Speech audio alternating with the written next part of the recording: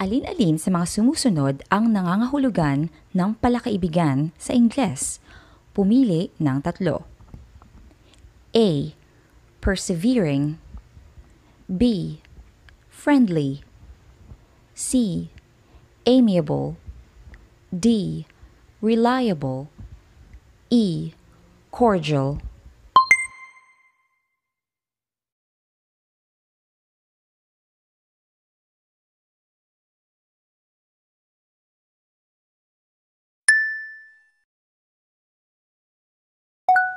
Alin-alin sa mga sumusunod ang nangangahulugan ng patas sa Ingles?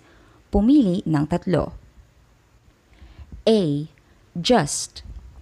B. Impartial. C. Fair-minded. D. Reliable. E. Cordial.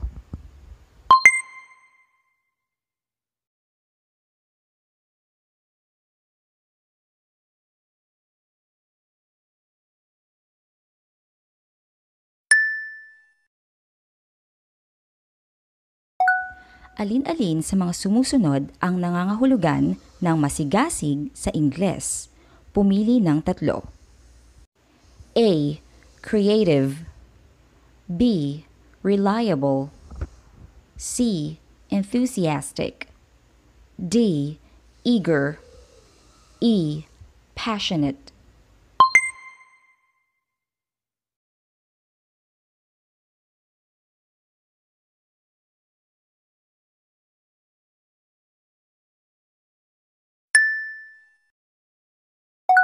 Alin-alin sa mga sumusunod ang nangangahulugan ng maaasahan sa Ingles? Pumili ng tatlo. A. Reliable. B. Dependable. C. Enthusiastic. D. Persistent. E. Responsible.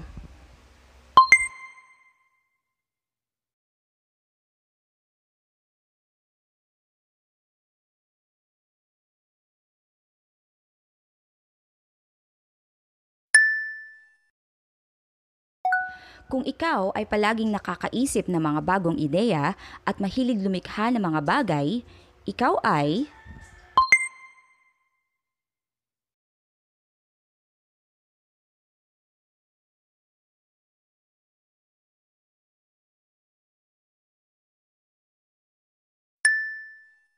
creative or innovative.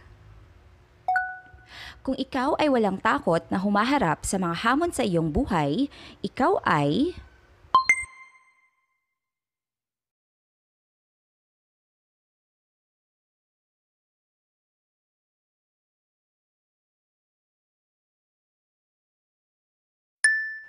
courageous or brave. Kung bukas ang iyong kaisipan sa opinyon o ideya ng iba, ikaw ay